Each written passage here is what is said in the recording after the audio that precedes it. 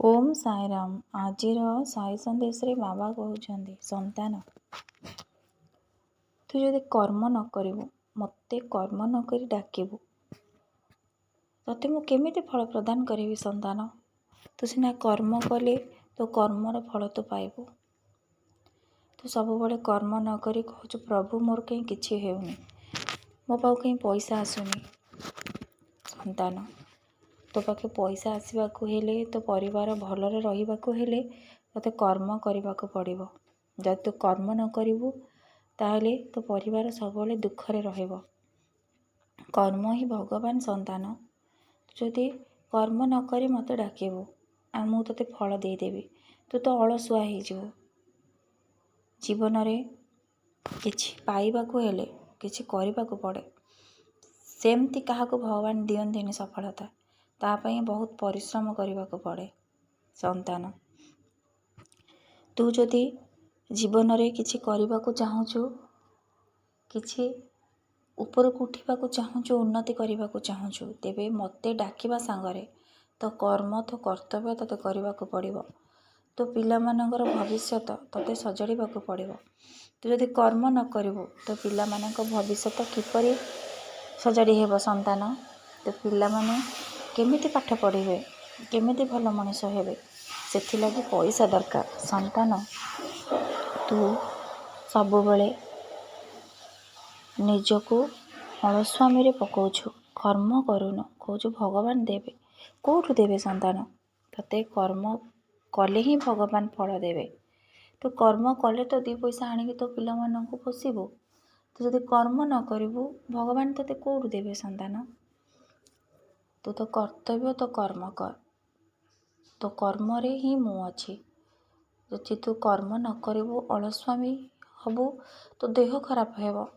ତୁ ସବୁବେଳ ପାଇଁ ନିଜ ଶରୀରକୁ ଦେହ ଖରାପରେ ପକାଇବୁ।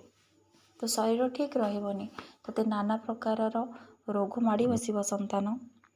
ତୋ ପରିବାରରେ ବି ସମସ୍ତେ ବହୁତ ଦୁଃଖ ପାଇବେ। ଅଳସୁଆ ସବୁବେଳେ ଦୁଃଖ ପାଏ, ତା ସହିତ ତା ପରିବାର ବି ଦୁଃଖ ପାଆନ୍ତି। ସନ୍ତାନ, ତୁ ମୋ ନାମ ଜପ କର, ତୋ ମୁଣ୍ଡକୁ ଥଣ୍ଡା ରଖ, ଆଉ ସବୁବେଳେ କର୍ମ କର। ତୋତେ ଯାହା କର୍ମ ମିଳୁଛି, ଛୋଟ ବଡ଼ କର୍ମ ସବୁ ସମାନ, ଛୋଟ ହେଉ କି ବଡ଼, ତୋତେ ଯେଉଁ କର୍ମ ମିଳୁଛି ତୋତେ ପରିଶ୍ରମ କରିବାକୁ ହିଁ ପଡ଼ିବ। ପରିଶ୍ରମ କଲେ ହିଁ ତୁ ଆଗକୁ ବଢ଼ିବୁ। ତୋ ପରିବାରରେ ତୋ ପିଲାମାନେ ଭଲ ପାଠ ପଢ଼ିବେ, ଭଲ ମଣିଷ ହେବେ, ଆଉ ତୋ ପରିବାରରେ ହସ ଫୁଟିବ। ସନ୍ତାନ, ତୁ କର୍ମ କରି ମୋତେ ଡାକିଲେ ମୁଁ ତୋତେ ସମସ୍ତ ଜିନିଷ ଦେବି, ଆଉ ତୋ ସାଥିରେ ହିଁ ରହିବି। ହେଲେ ତୁ ଯଦି କର୍ମ ନ କରି ମୋତେ ଡାକିବୁ, କେଉଁଠୁ ଦେବି ସନ୍ତାନ? ତୋତେ କିଛି ବି ପ୍ରାପ୍ତ ହେବନି, ଖାଲି ଦୁଃଖ ଛଡ଼ା। ସନ୍ତାନ, ଏ ଦୁନିଆରେ ଏମିତି ବି ଲୋକ ଅଛନ୍ତି ଯେଉଁମାନେ ଭଲ କାମ କରନ୍ତି, ତାଙ୍କ ଗୋଡ଼ ସବୁବେଳେ ଭିଡ଼ନ୍ତି। ସନ୍ତାନ, ତୁ କାହା କଥା ନ ଶୁଣି ତୋ କର୍ମ ତୁ କରିଚାଲ। ଭଲ କର୍ମ, ସବୁବେଳେ ସତ୍ ମାର୍ଗରେ ରହି କର୍ମ କରିବା। ତୁ ତୋ କର୍ମରେ ନିଜକୁ ନିୟୋଜିତ କର।